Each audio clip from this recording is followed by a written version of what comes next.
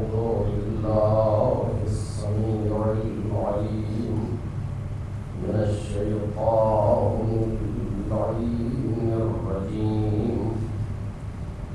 بسم الله الرحمن الرحيم. الحمد لله الذي إليه مصائر الخلق وعواقب الأمر. نحمده على عظيم إحسانه ونير برهانه ونوام فضله وامتنانه.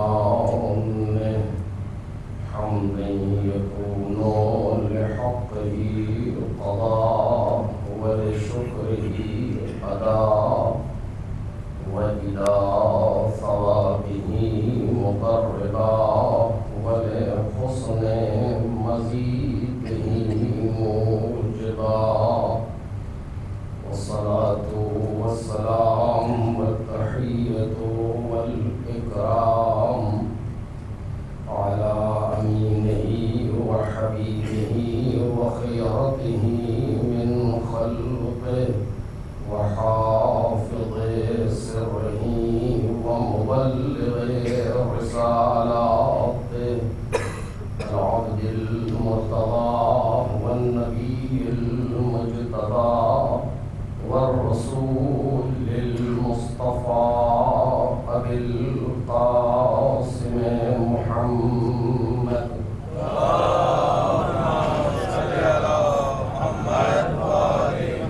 وآله الأطيبين الأطهرين الأكرمين المعصومين المظلومين الذين أذهب الله عنهم الرجس وطهرهم تطهيرا.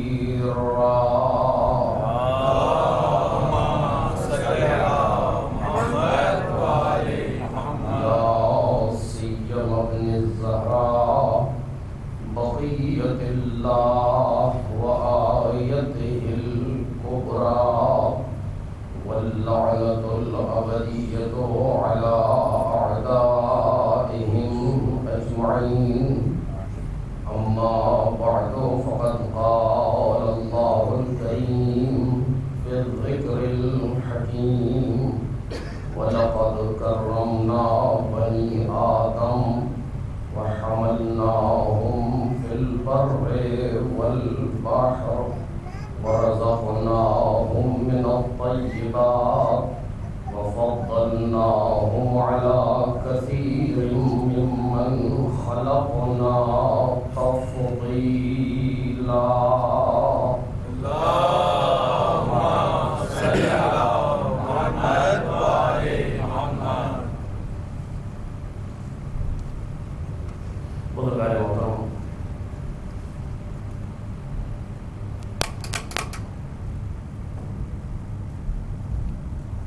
اور برادران عزیز، سورہ مبارک اسراء کی اس آیہ کریمہ کے ذیل میں ہماری گفتگو ہو رہی تھی، جس میں خالق کائنات کا یہ ارشاد ہے کہ ہم نے بنی آدم کو مکرم بنایا اور اسے خشکی و تری میں اٹھایا، پاک و پاکیزہ رزق اسے دیا اور اسے بہت سی مخلوقات پر فضیلت دی۔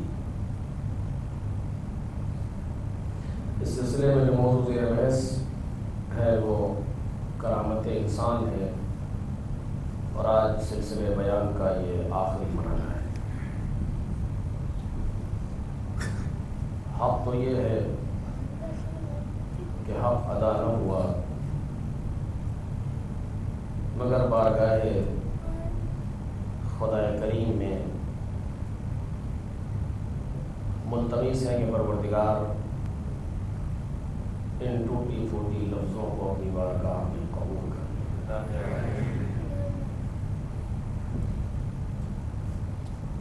کل کی گفتگو اس منزل پر ہو رہی تھی کہ پروردگار عالم نے تمام انسانوں کے لیے کرامت کا اعلان کیا ہے۔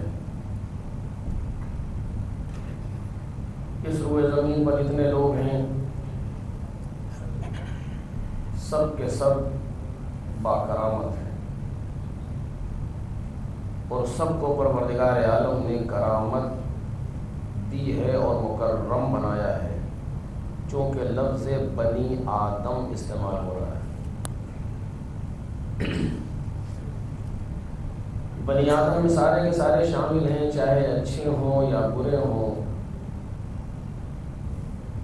مومن ہوں یا منافق ہوں، مسلمان ہوں یا کافر ہوں، مشرک ہوں یا موحد ہوں، کوئی بھی ہوں، سارے کے سارے بنی آدم میں شامل ہیں۔ اور پروردگار عالم کہہ رہا ہے لقد کرمنا بنی آدم، ہم نے اولاد آدم کو مکرم بنایا۔ اور ادھر سے ہم دیکھ رہے ہیں کہ دنیا میں ایسے لوگ ہیں کہ جو بعض اوقات دین کو تسلیم نہیں کرتے، کتاب پروردگار کو نہیں مانتے، پیغمبر کو تسلیم نہیں کرتے، ائمہ طاہرین پر ایمان نہیں رکھتے، خدا پر ایمان نہیں رکھتے۔ وہ افراد جو اس طرح کے لوگ ہیں کہ جہاں دین و دیانت، اسلام و شریعت کسی چیز کا پاس و لحاظ نہیں ہے، وہ کیسے مکرم ہے اس کائنات کے اندر؟ یہ سوال تھا، کیونکہ لفظ بنی آدم استعمال ہو رہا ہے، کیسے مکرم ہے وہ، کیسے صاحب عزت ہیں، کیسے باکرامت ہیں؟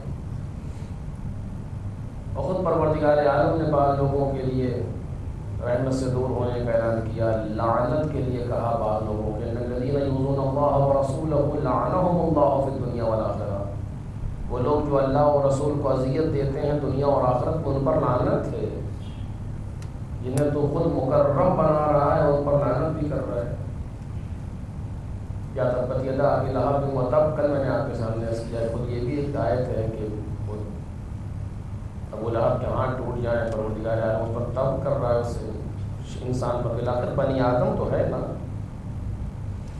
حل کیسے کیا گیا کہ پروردگار عالم نے کرامت سب کو دی ہے، یعنی کیا؟ یعنی کرامت تک پہنچنے کا اور اپنے آپ کو کریم بنانے کا مادہ پروردگار عالم نے ہر ایک میں رکھا ہے۔ جسے کہا جائے کہ بالقوہ پروردگار عالم نے ہر انسان کو کریم بنایا ہے۔ کرامت کا پوٹینشل تمام انسانوں کے اندر موجود ہے، وہ کوئی بھی ہو، وہ اچھا ہو یا برا ہو، ہر انسان میں کرامت کا پوٹینشل موجود ہے، اس میں کریم بننے کی صلاحیت موجود ہے۔ درجات بہرحال فرق کرتے ہیں، درجات اوپر نیچے ہو سکتے ہیں، لیکن ہر انسان میں موجود ہے یہ صلاحیت۔ کیوں؟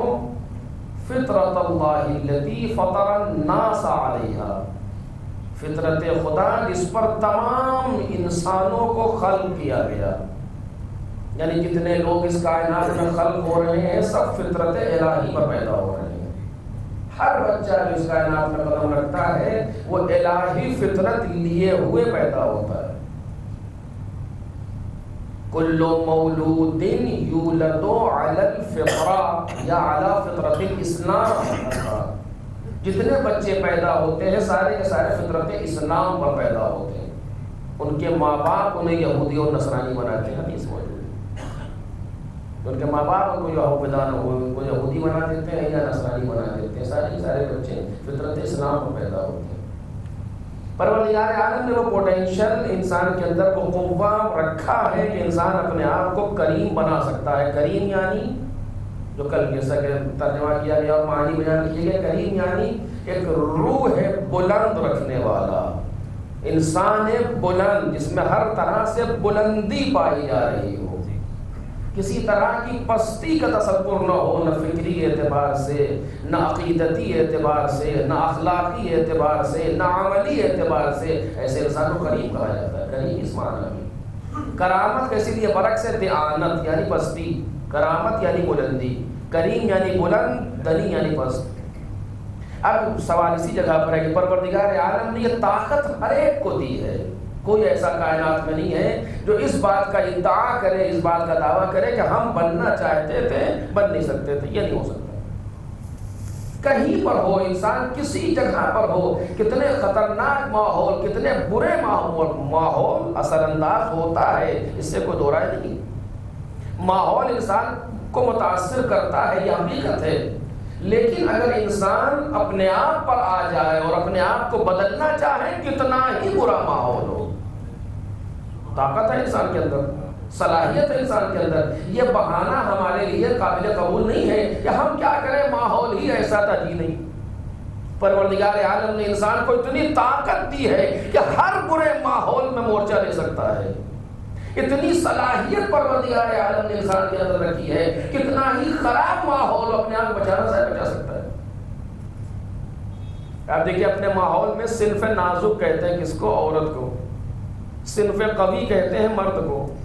مرد صنف قوی ہے, عورت صنف نازک ہے ہمارے یہاں.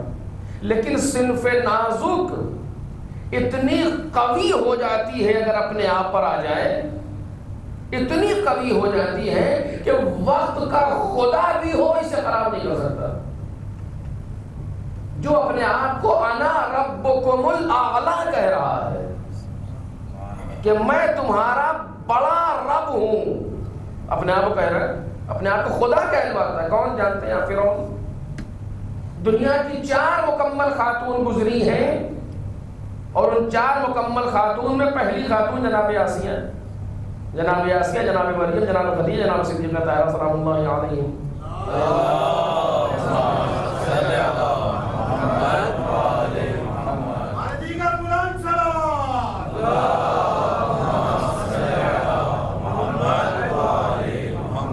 چار مکمل خاتون میں ایک نام جناب آسیہ کا ہے, تاریخ اعتبار سے پہلے قرار پاتی ہیں جناب آسیہ. کون؟ فرعون کی زوجہ. معرفت کا عالم یہ ہے کہ فرعون اپنی ساری طغیانی کے باوجود آسیہ کے دل سے ایمان نہیں نکال سکا. آپ دیکھ لیجیے.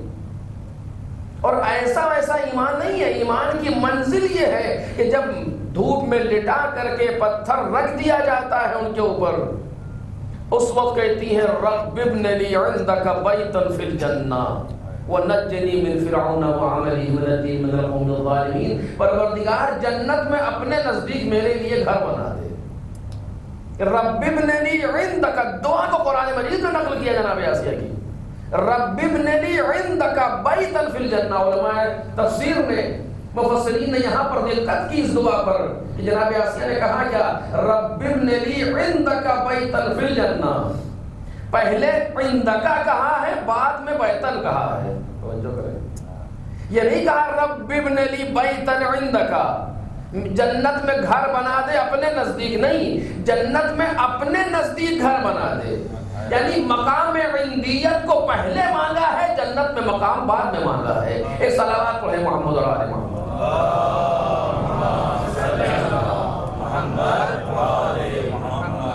یہ صنف نازک ہے, اس کو صنف نازک کہا جاتا ہے. وہ اگر اپنے آپ پر آ جائے تو اس طریقے سے سامنے ہے. قرآن مجید نے مثال بیان کی ہے باقاعدہ. 2 بری عورتوں کی مثال قرآن دیتا ہے, 2 اچھی عورتوں کی مثال قرآن دیتا ہے. بری عورتوں میں جناب نوح, جناب لوط کی زوجہ ہے, اور اچھی خواتین میں جناب آسیہ, جناب مریم. قرآن مثال پیش کر رہا ہے. لیکن مجھے کہنے کا مطلب یہ ہے کہ اگر انسان اپنے آپ پر آ جائے تو اتنا بدل سکتا ہے, اتنا اپنے آپ کو محفوظ کر سکتا ہے کہ فرعونیت کے ماحول میں اپنے ایمان کو بچا سکتا ہے. جو دوسروں کے ایمان کو خراب کر رہا ہو, جو اپنے آپ کو خدا کہہ رہا ہو, اس کے برابر میں رہنے والی اس کی اپنی بیوی, اس کی اپنی زوجہ. لیکن کس منزل پر ہے آپ دیکھ رہے ہیں. اس کے معنی کیا ہے؟ قرآن کیوں بیان کر رہا ہے اسے؟ قرآن اسی لیے بیان کرتا ہے کہ تمہیں محسوس ہو کہ اتنے برے ماحول کے باوجود ہم نے انسان میں اتنی طاقت دی ہے کہ اگر چاہے تو اپنے آپ کو محفوظ رکھے. اسی فرعون کے زمانے میں, یہ واقعہ جلدی سے نقل کروں, آپ نے ہزاروں بار سنا ہے.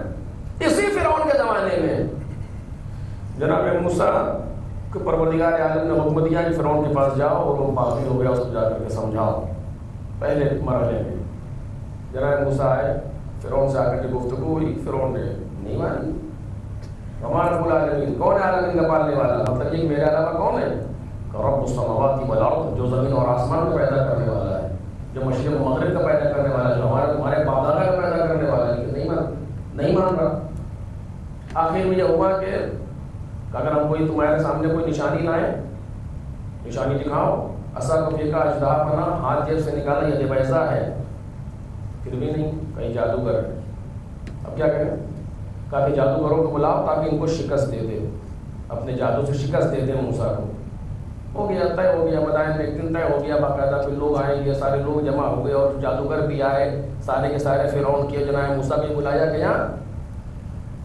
ادھر جادوگر کھڑے ہوئے ہیں، ادھر جناب موسیٰ کھڑے ہوئے. جادوگروں نے کیا کہ توجہ کیجیے ذرا سا، قرآن مجید کو نقل کر رہا باقاعدہ. 2-3 سوروں میں نقل کی قرآن مجید نے. سورہ شعراء، سورہ طٰہٰ سے پڑھ رہا ہوں آپ کے سامنے. جادوگر جب آئے تو انہوں نے کیا کہا؟ فرعون سے سوال کرتے ہیں، اِنَّا لَنَا لَأَجْرًا ان کننا نحن الغالبون، آیا ہمارے لیے کوئی اجر ہے اگر ہم غالب آ گئے؟ فرعون کہتا نعم، تمہارے لیے اجر ہے، انک لمن المقربین، تم لوگ جو ہو مقربین میں سے، ہمارے قریب رہنے والوں میں سے ہو جاؤ گے. پھر اس کے بعد دوسرا فقرہ قرآن دیتا ہے، کہتے ہیں بے عزت فرعون. کیا کہنا ہے قرآن مجید؟ بے عزت فرعون، فرعون کے عزت کی قسم ہم لوگ ضرور غالب آئیں گے. نحن الغالبون، ہم لوگ غالب آئیں گے فرعون کے عزت کی قسم. دو جملے یاد رکھیے گا. فرعون سے اجر مانگ رہے ہیں، اِنَّ لَنَا أَجْرًا، آیا ہمارے لیے کوئی اجر ہے اگر ہم غالب آ گئے؟ فرعون نے کہا اجر ہے، تو ہمارے مقرب لوگوں میں سے ہو جاؤ گے، درباریوں میں سے ہو جاؤ گے، قریب رہنے والوں میں سے ہو جاؤ گے. بعد میں کہتے ہیں بے عزت فرعون، فرعون کے عزت کی قسم ہم غالب آئیں گے. یہاں سے گفتگو شروع ہوئی. جناب موسیٰ سے کہتے ہیں کہ آپ کچھ پھینکیے گا یہاں پہ، کہ موسیٰ کا جو تم کو پھینکنا ہو پھینکو. انہوں نے اپنے رسیاں پھینکی اور اپنے عصا پھینکے، اور وہ سانپ بن کر کے سامنے لوگوں کے گھومنے لگے. رسیاں اور عصا ان لوگوں کے لکڑیاں سانپ بن گئی لوگوں کے سامنے. پروردگار نے پوچھا موسیٰ تم نے اپنے عصا کو پھینک دو. جناب موسیٰ نے اپنا عصا ڈال دی، پھینک دیا. وہ ایک اژدہا بن کر کے سامنے آیا. جتنے ان کی رسیاں سانپ بنتی جاتی ہیں، یہ اژدہا انہیں نگلتا جاتا ہے ان کی رسیوں کو. جب یہ منظر دیکھا تو قرآن مجید کہتا ہے فَأُلْقِيَ السَّحَرَةُ سَاجِدِينَ، سارے کے سارے ساحر سجدے میں گر گئے. ایک صلوات پڑھیں محمد اور آل محمد.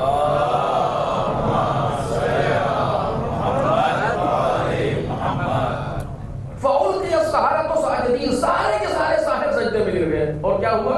قَالُوا آمَنَّا بِرَبِّ الْعَالَمِينَ، ہم نے عالمین کے رب پر ایمان قبول کر لیا. کون عالمین کا رب؟ رب موسیٰ و ہارون، جو موسیٰ اور ہارون کا رب ہے. کوئی اس کو نہ سمجھے. فرعون نے بگڑ کے کہا آمنتم قبل ان آذن لکم انہ لکبیرکم الذی علمکم السحر فلسوف تعلمون لأقطعن ایدیکم وارجلکم من خلاف ولأصلبنکم اجمعین. تم نے ہماری اجازت کے بغیر ایمان قبول کر لیا. ابھی تمہیں پتہ چلے نہیں تمہارا کوئی بڑا ہے جسے تمہیں صحت کی تعلیم دی ہے، ہم تمہارے داہنے ہاتھ، بائیں پاؤں، بائیں پیر، ہاتھ، داہنے پاؤں کو مختلف سمتوں سے کاٹیں گے، تم سب کے سب کو سولی دے دیں گے. جتنے وہ سب کو سولی پہ چڑھا دیں گے. کیا کہا؟ لا زیر، ہمیں کوئی پرواہ نہیں. یہ کون کہہ رہے ہیں؟ فرعون کے جادوگر کہہ رہے ہیں ہمیں کوئی پرواہ نہیں. انا الی ربنا منقلبون، ہم اپنے پروردگار کی طرف منقلب ہو گئے. اور یہاں جو جملہ مجھے نقل کرنا توجہ کیجئے، کہتے فقض ما انت قاض، جو تجھے فیصلہ کرنا ہے کر. انما تقضی هذه الحیات الدنیا، تو اسی دنیا تک کے لیے فیصلہ کر سکتا ہے، اس سے زیادہ نہیں. جو تجھے فیصلہ کرنا ہے کر. انا آمنا بربنا لیغفر لنا خطایانا، ہم نے اپنے پروردگار پر ایمان قبول کیا ہے تاکہ وہ ہمارے گناہوں کو معاف کر دے، ہماری خطاؤں کو معاف کر دے، اور جس چیز پر تو نے ہمیں مجبور کیا تھا اسے پروردگار عالم معاف کر دے. واللہ خیر و ابقا، پروردگار عالم خیر بھی ہے، باقی رہنے والا بھی ہے. توجہ کریں، ابھی جو فرعون سے اجر مانگ رہے تھے، فرعون سے قیمت مانگ رہے تھے، وہ کہتے ہم نے اس لیے ایمان قبول کیا ہے کہ وہ ہمارے گناہوں کو معاف کر دے. ابھی جو فرعون سے کہہ رہے تھے بے عزت فرعون انا لنحن الغالبون، فرعون کے عزت کی قسم ہم غالب آئیں گے، اب وہ کہتے ہیں واللہ خیر و ابقی، خدا بہتر ہے اس کائنات کے اندر جہاں اتنی صلاحیت موجود ہو بدلنے کی۔ 2 لمحے پہلے فرعون کی عزت کی قسم، 2 لمحے کے بعد واللہ خیر و ابقی، اتنی صلاحیت پروردگار عالم نے انسان کے اندر رکھی ہے، اگر اپنے آپ کو بدلنے پر آ جائے تو فرعون کی ساری سزاؤں کے باوجود ایک لمحے میں اتنا بدل جاتا ہے کہ قرآن اس کا قصیدہ پڑھتا نظر آتا ہے۔ ایک صلوات پڑھے محمد۔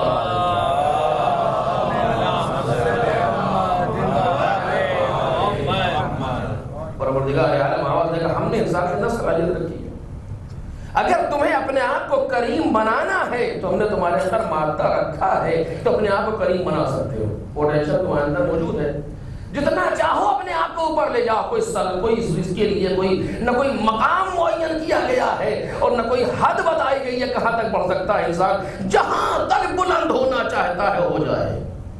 اور اب اس جگہ پر توجہ کیجئے، جلدی 2-3 لفظ کہیں، جتنا انسان بلند ہونا چاہتا ہے اس بارگاہ پروردگار بلند ہوتا چلا جائے۔ انسان کے لیے بالکل اوپن ایریا چھوڑا گیا ہے کہ تمہاری کرامت کے لیے، تمہیں بلند ہونے کے لیے جتنا تم چاہتے ہو اتنا اوپر چلے جاؤ، لیکن جو میں نے کل آپ کے سامنے کہا تھا پوٹینشل موجود ہے لیکن صلاحیت تمہارے اندر چاہیے، اس راستے کو تمہیں اپنانا پڑے گا جو تمہیں کریم بنا رہا ہو، جو تمہاری کرامت کو ظاہر کر رہا ہو۔ پہلی وحی جو پیغمبر پر آئی، توجہ کریں، پہلی وحی کون سی تھی؟ بسم اللہ الرحمن الرحیم، پہلی بار جناب جبرائیل کے پیغمبر پر نازل ہوئے کب تھا؟ بسم اللہ الرحمن الرحیم، اقرأ بسم ربک الذی خلق، پہلی وحی جو آ رہی ہے، اور اس پہلی وحی میں درس کرامت دیا گیا۔ توجہ چاہتا ہوں، یہ کرامت انسان اتنا مہم مسئلہ ہے، پہلی وحی میں بسم اللہ الرحمن الرحیم، اقرأ بسم ربک الذی خلق، خلق الانسان من علق، اقرأ وربک الاکرم الذی علم بالقلم، اقرأ بسم ربک الذی خلق، اپنے پروردگار کے نام سے پڑھیے جو خلق کرنے والا ہے۔ خلق الانسان من علق، اس نے انسان کو جب ہوئے خون سے پیدا کیا، علق کیسے پیدا کیا؟ اقرأ وربک الاکرم، اپنے پروردگار اکرم کے نام سے پڑھیے، اقرأ پڑھیے، وربک الاکرم، اور آپ کا پروردگار اکرم ہے، الذی علم بالقلم، جس نے قلم کے ذریعے سے تعلیم دی۔ اب یہاں پر مفسرین فرما دے، توجہ کریں، اگر آپ سے یہ کہا جائے کہ دیکھیے فلاں یونیورسٹی میں فلاں تاریخ داں ایک صاحب آئے ہوئے ہیں اور وہ لیکچر دیں گے، تو لیکچر کس چیز کا ہوگا؟ فزکس کا ہوگا؟ نہیں، میتھ کا لیکچر ہوگا، جی نہیں، وہ تاریخ داں ہے، اس کے معنی تاریخ کا لیکچر ہوگا۔ ایک صاحب آئے ہیں کہ جو کیمسٹری کے اسپیشلسٹ ہیں، کیمسٹری کے ایکسپرٹ ہیں، وہ آئے ہوئے لیکچر دینے کے لیے فلاں جگہ پہ، کیا سمجھے گا زمانہ کہ کیمسٹری پڑھائیں گے؟ فلاں فلسفی آیا ہوا ہے، اس کی تقریر ہے وہاں پر، اس کے معنی کیا ہے؟ یعنی فلسفہ پڑھائے گا۔ جب کسی حکم کو کسی صفت سے تعبیر کر دیا جائے تو اس صفت کی طرف اشارہ ہوتا ہے۔ قرآن مجید کیا کر رہا ہے؟ اقرأ وربک الاکرم الذی علم بالقلم، تمہارا پروردگار جو اکرم ہے اس نے تعلیم دی ہے قلم کے ذریعے سے، قلم کے ذریعے سے۔ تو کس چیز کی تعلیم دی ہے پروردگار عالم نے؟ جب خود پروردگار عالم کا معرفی کیا جا رہا ہے، اسے پہچانوایا جا رہا ہے لفظ اکرم کے ذریعے سے۔ اکرم یعنی کریم، لوگوں میں سب سے زیادہ کریم۔ اکرم اسے کہتے ہیں جو تمام بہت سے کریم جمع ہو جائیں، ان میں سب سے زیادہ جو کریم ہو اسے اکرم کہا جائے گا۔ قرآن میں کہہ رہا ہے وَاقْرَأْ وَرَبُّكَ الْأَكْرَمُ، تمہارے پروردگار اکرم نے تمہیں تعلیم دی ہے۔ جب پروردگار اکرم تعلیم دے رہا ہے تو کس چیز کی تعلیم دے گا؟ علماء کہتے ہیں یہ تعلیم کرامت دے رہا ہے۔ کرامت وہ مسئلہ ہے جس کی تعلیم خود خدا دیتا ہے اور پہلی وحی میں تعبیر کر رہا ہے۔ ایک صلوات پڑھے محمد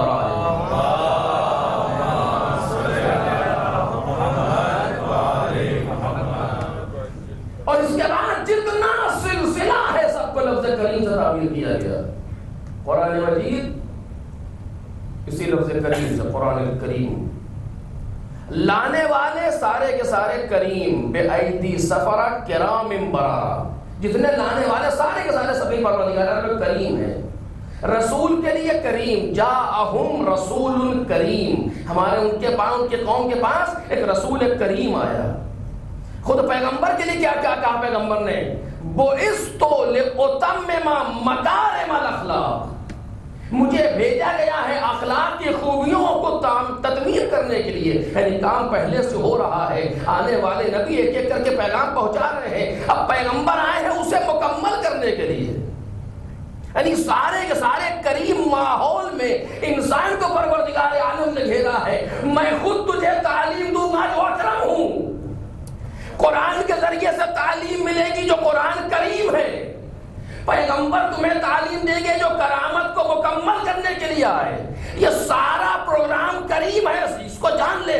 لیکن اس کے باوجود اگر بننا چاہتا ہے تو تجھے حرکت کرنی پڑے گی، مجبوراً بنانے والا نہیں ہو. ایک صلوات پڑھے محمد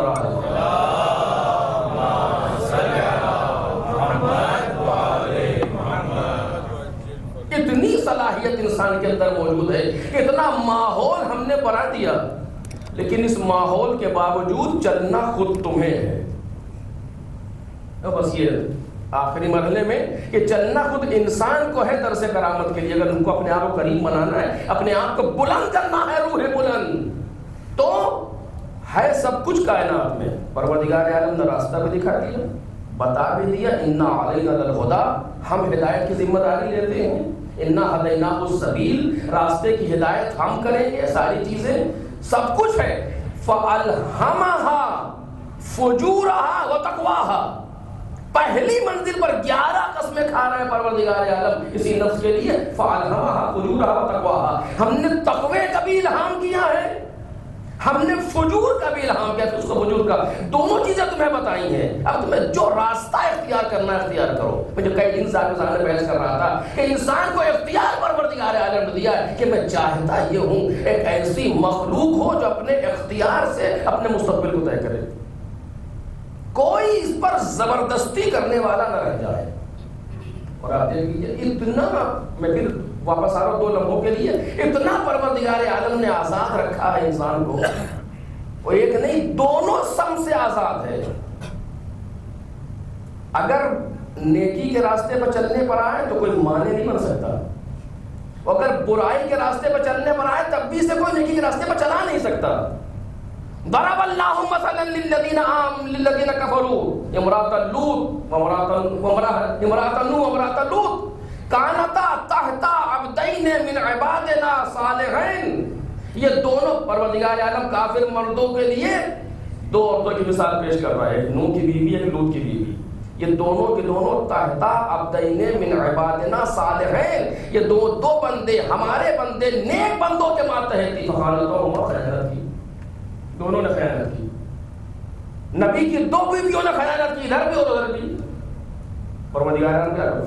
قیل ادخلا النار مع الداخلین، جنت میں داخل ہونے والوں کے ساتھ. بیوی بننے سے نجات ملنے والی. میں سورہ تحریم میں قرآن مجید قیل ادخلا النار مع الداخلین، تم دونوں جہنم میں داخل ہو جاؤ داخل ہونے والوں کے ساتھ. اور ایمان لانے والوں کے لیے جناب آسیہ اور جناب مریم کی مثال پیش کر رہا ہے قرآن. جناب نوح 950 برس کی تبلیغ، 2500 سالہ تجربہ، اپنی بیوی اگر بگڑنے پر آ جائے تو ٹھیک نہیں کر سکتے. فرعون اپنی ساری خدائی کے باوجود بیوی درست ہونے پر آ گئی تو کچھ نہیں کر سکتا. نہ ادھر کوئی روکنے والا ہے نہ ادھر کوئی روکنے والا ہے. قرآن مجید آخری پیغمبر سے کہتا ہے کہ اپنی بیویوں سے لقد صغت قلوبکما، تم دونوں کے دل ٹیڑھے ہو گئے. یعنی پیغمبر ہو کر کے بھی اگر دل ٹیڑھا ہو جائے تو سیدھا نہیں کر سکتے اسے. کر سکتے کہ معنی یہ نہیں ہے کہ پیغمبر میں طاقت نہیں ہے، قرار کائنات کا یہ نہیں ہے کہ مجبوراً کوئی کہیں جائے. قدرت چاہتی یہ ہے کہ اگر ادھر آ رہے ہو تب بھی اپنے اختیار سے آؤ، ادھر جا رہے ہو تب بھی اپنے اختیار سے جاؤ. ایک صلوات پڑھیں محمد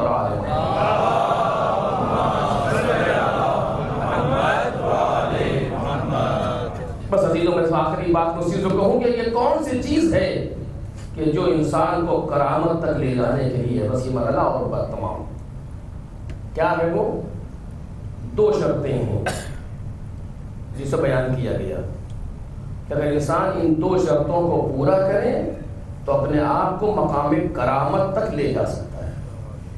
2 شرطیں کون کون سی؟ پہلی شرط سلبی اور دوسری شرط ایجابی، یعنی پہلی نیگیٹو دوسری پازیٹیو. پہلے کچھ چیزوں سے اپنے آپ کو ہٹائے، پھر کچھ چیزوں سے اپنے آپ کو آراستہ کرے. ہر جگہ یہی ہوتا ہے کہ اگر کہیں جانا ہے مہمانی میں تو پہلے گندے کپڑے اتارو پھر صاف کپڑے پہنو، تب اس قابل ہو کہ وہاں جاؤ. مثلا ہر جگہ کی طریقہ ہے. ہمارے لیے اگر کریم بننا ہے اور اپنے آپ کو مقام کرامت تک لے جانا ہے تو یہ گندا لباس اتارنا ہوگا اور صاف لباس پہننا پڑے گا. کرامت برعکس ہے دیانت کا، یعنی کرامت یعنی بلندی، دیانت یعنی پستی. دیانت سے ہی ہے دنیا، توجہ کریں، دنیا یعنی پست. اگر ہمیں اس کائنات میں کریم بننا ہے تو اپنے آپ کو دنیا سے جدا کرنا ہوگا، دنیا سے الگ کرنا ہوگا. جتنے دنیا کے کام ہیں، جو دنیا ہے اس سے اپنے آپ کو ہٹانا ہوگا. جب تک ہم دنیا میں وابستہ رہیں گے کبھی کریم نہیں ہو سکتے. دنیا کے لیے اتنی احادیث موجود ہے مذمت میں، اتنی احادیث موجود ہے کہ اگر پڑھا جائے کہ حدیثوں کو ساری لسٹ تو اشرا کافی ہے دنیا کے لیے. مولا کائنات بیٹھے اپنی جوتی کو سی رہے ہیں، پھٹی پھٹی ہوئی ہے نعلین مبارک آپ کے، اس کو سی رہے ہیں اپنے ہاتھ سے.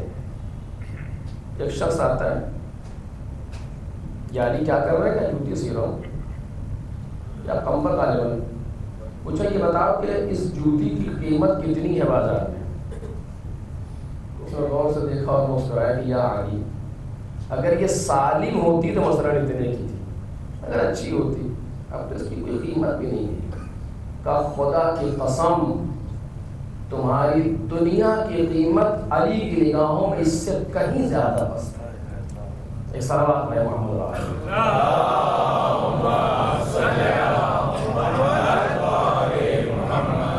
دنیاکم ہذہ اہون فی عینی من ھذا، اس سے کہیں زیادہ پست ہے تمہاری دنیا کی قیمت علی کی نگاہوں میں.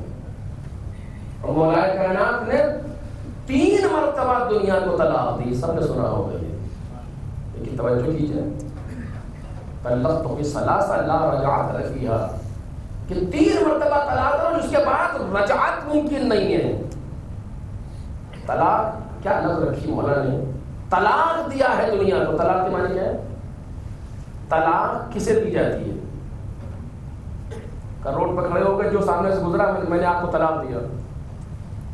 جتنے روڈ سے گزر رہی ہیں خواتین سب سے کہ ہم نے آپ کو طلاق دے دیا، ہم نے آپ کو طلاق دے دیا، ہم نے آپ کو طلاق دے دیا. کوئی طلاق کا موضوع محقق نہیں ہے. طلاق اس کو دیا جاتا ہے، اس کو دی جاتی ہے جو پہلے گھر میں آئے. جو گھر میں نہیں آئے تو طلاق کی معنی کیا ہے؟ مولا کائنات یہ نہیں کہا دنیا کہ میں نے تجھے ترک کر دیا، ترک نہیں، طلاق دیا ہے دنیا میں نے. یعنی ایسا نہیں ہے کہ لوگ سمجھے کہ علی کے پاس دنیا تھی ہی نہیں تو مجبوری کا نام صبر. نہیں، دنیا آئی ہے مولا کائنات کے پاس اور پھر مولا نے اسے طلاق دیا ہے. وہ علی ابن ابی طالب جس نے 1,00,000 درخت اپنے ہاتھوں سے لگائے ہوں، اس کے پاس دنیا نہیں ہے. جس نے 1,000 غلام خرید کے آزاد کیے ہوں، اس کے پاس مال دنیا نہیں ہے. مولا کائنات کنواں کھودتے ہیں، جب پانی تک پہنچ جاتے ہیں کنویں سے بعد میں نکلتے ہیں، وقف پہلے کر دیتے ہیں. یعنی ایسا نہیں ہے کہ علی ابن ابی طالب کے پاس مال دنیا نہیں ہے، کوئی سمجھے کہ کھائی دی تو لہذا طلاق. نہیں، مولا نے لفظ طلاق کو رکھا. ترک اس وقت ہو سکتی ہے چیز جب نہ ہو، لیکن طلاق اس وقت ہے جب آئے اور پھر چھوڑے انسان. یعنی مولا کائنات کے پاس موجود ہے، ایسا نہیں کہ نہیں ہے، لیکن مولا کائنات راہ خدا میں دے کے بتا رہے ہیں ہم اس کے قبضے میں نہیں ہیں، یہ ہمارے قبضے میں ہے. ایک صلاۃ پڑھیں محمد اور آل محمد.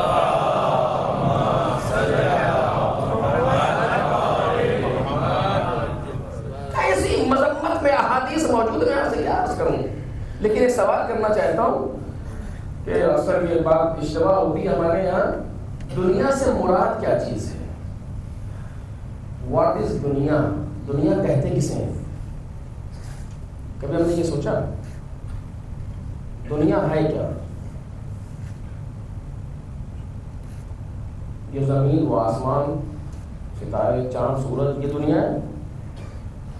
درخت، پیڑ پودے، مکان، گھر، بیوی، بچے، یہ دنیا ہے؟ کہیں لگتا تو یہی ہے، لیکن دنیا اگر یہ دنیا ہے تو جو زمین کیا پروردگار کی مخلوق ہے، آسمان پروردگار کی مخلوق. کس سے حق پہنچتا ہے اس کو اس کی توہین کرنے کے لیے؟ زمین اور آسمان کی توہین کا حق کس کو پہنچتا ہے؟ مخلوق پروردگار ہے.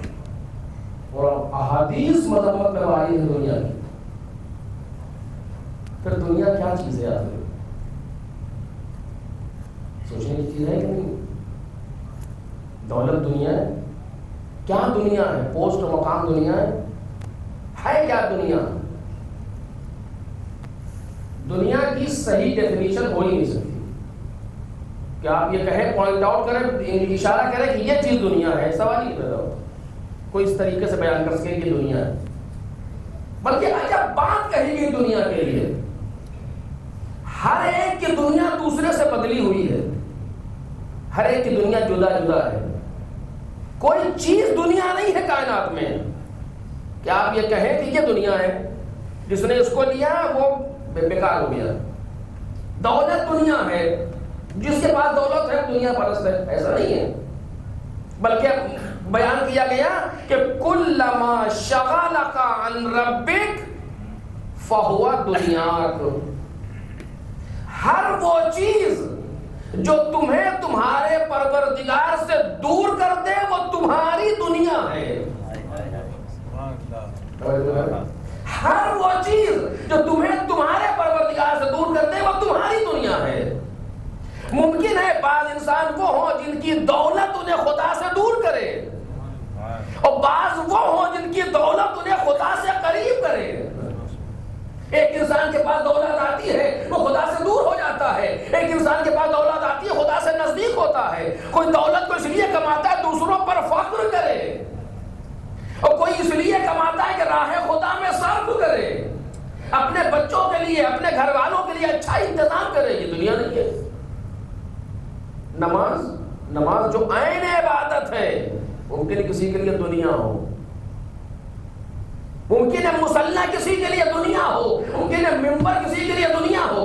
اس لیے یہاں پر آ کر کے وہ ثابت کرنا چاہتے ہیں یا اپنے آپ کو سامنے لانا چاہتے ہیں کہ میں خطیب ہوں، یہ دنیا ہے. بلکہ ہر وہ چیز، میں نے عرض کیا، ہر وہ چیز جو انسان کو اس کے پروردگار سے دور کر رہی ہو اسے دنیا کہا جاتا ہے، اور ہر وہ چیز جو خدا سے نزدیک کرے وہ دنیا نہیں آخرت ہے. ایک صلوات پڑھیں محمد اور آل محمد.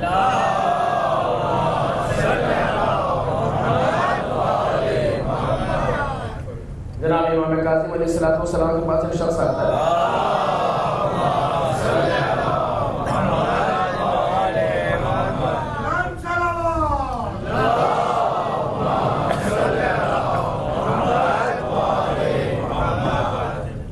وہ کہتا ہے مولا مال دنیا کمانے کی لالچ پیدا ہو رہی ہے، اس سے کیسے رہائی پاؤں؟ کیا یہ دنیا ہے یا کیا ہے؟ آپ نے پوچھا کہ تم کو مال دنیا کمائی کرنا کیا چاہتے ہو؟ کہ چاہتا ہوں میرے پاس خود دولت آئے، اس سے حج کروں اور شادی کروں اور دوسروں کو تقسیم کروں، دوں لوگوں کو. کہیں تو سب کے سب آخرت ہے. یہ دنیا کا دنیا یعنی جس جو خدا سے انسان کو دور کرے، بس اس کے علاوہ کوئی تعریف ہی دنیا کی نہیں کر سکتا انسان. ہر وہ چیز جو خدا سے دور کر رہی ہو، چاہے اولاد ہو، چاہے بیوی ہو، چاہے کوئی بھی ہو، اسے دنیا کہا جائے گا. کلما شغلک عن ربک، جو تمہیں تمہارے پروردگار سے دور کرتے اس کو دنیا کہتے ہیں، چاہے کوئی چیز ہو. آپ بتائیے اس مجلس کا کیا فائدہ جو مجلس ہمیں امام حسین سے دور کر دے؟ آپ کی نظر میں کوئی فائدہ ہے اس کا؟ وہ مجلس جو امام حسین سے دور کرے کا مجلس تو کر ہی رہے ان کے لیے، کبھی نہیں کر رہے ہیں ان کے لیے، لیکن جیسے وہ چاہتے ویسے تو نہیں کر رہے ہیں. جس طرح انہوں نے کرنے کے لیے کہا ہے اس طرح نہیں بلکہ دور کر رہے ہیں. ایک مجلس سال میں کرتا ہے انسان پتہ نہیں کتنے لوگوں کی توہین کرنے کے لیے. ایسے لوگ ہیں، میں ہوا میں نہیں کہہ رہا ہوں. ایک مجلس سال میں برپا کرتے ہیں کہ تمہوں نے توہین کرنے کے لیے. کیسے مجلس کی ہے سال میں؟ کھڑے دروازے دیکھ رہے کون آیا کون نہیں آیا، وہیں گن رہے لوگوں، اور جو نہیں آیا اس کی شامت پورے سال جہاں ملے آپ میرے یہاں مجلس میں کیوں نہیں آئے تھے؟ یہ آپ کی خدائی فوجدار ہے کہ ہم کو نہیں آئے تھے؟ آپ نے فرض بچھا دیا جس کو آنا ہوگا آئے گا. بس ضروری ہے کوئی آئے ہمارے یہاں. اگر آپ نے ہمارے آنے کے لیے مجلس کی ہے اس کا امام حسین سے کیا رابطہ ہے؟ اگر ہم نے ان کے لیے مجلس کی ہے تو کوئی آئے نہ آئے کیا ہوا، ہم سے بحث کیا ہے؟ ہم نے فرض بچھا دیا، ہم نے اپنا ثواب لے لیا. اس کو توفیق ہوگی آئے گا، اسے توفیق نہیں ہوگی نہیں آئے گا. ہمیں کیا پریشانی ہے؟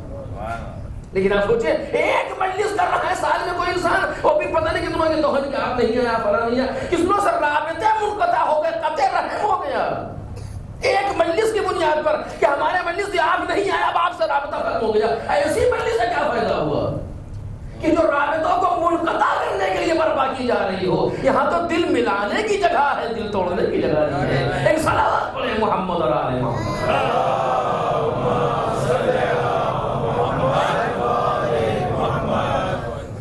بالکل معمولی سامنے کی مثال نہیں، کتنی چیزیں یہاں پر ہیں. جلوس نکالنا ہے، انجمن آپس میں برسرے پیکار ہے، اس کا کیا رد کرنا ہے وہ اللہ سے مثلا.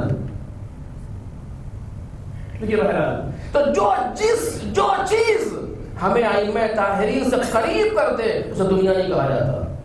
چاہے وہ دولت ہو یا پوسٹ ہو یا مقام ہو. ممکن ہے انسان کسی اچھی پوسٹ پر جانے کی فکر میں دوڑ رہا ہو اس لیے تاکہ وہاں پہنچ کے لوگوں کی خدمت کر دوں گا. یہ آخرت جناب علی ابن ابی ہارون کے نام موجود ہے.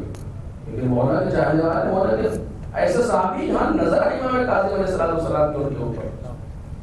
بالآخر میں زیادہ وقت نہیں اس میں لینے کا کہ پہلی چیز یہ کہ دنیا سے اپنے آپ کو ہمیں الگ کرنا ہوگا، مقام کرامت تک جانے کے. جو چیزیں خدا سے دور کر رہی ہیں ان سے اپنے آپ کو الگ کرنا ہوگا. اور اس کے بعد جس چیز سے اپنے آپ کو سجانا ہے اسے تقویٰ کہا جاتا ہے. بس یہ آخری منزل ہماری گفتگو تمام ہو گئی کہ جس چیز کو ہمیں اپنے اوپر لانا ہے جو مثبت اور پازیٹو صفت ہے وہ تقویٰ ہے. تقویٰ ہے جو انسان کو پہنچا سکتا ہے مقام کرامت تک. اب تقوی کے لیے بہت سی تعریف بیان کی گئی ہے، میں اس کو بولنا نہیں سکتا آپ کے سامنے. ایک آسان سی بات کہ انسان واجبات کا عادی ہو، انجام دینے کا، محرمات کو ترک کرنے کا عادی، اس کو تقویٰ کہتے ہیں. پہلی منزل. تو یہاں پر صرف ایک بات مولا کائنات کی پیش کروں تاکہ لوگوں کے لیے تحقیق کرنا چاہتے ہیں سرا ملے. مولا کائنات کا ایک صحابی ہے جس کا نام ہے حمام، چھوٹی ہے سے ہائے حوض.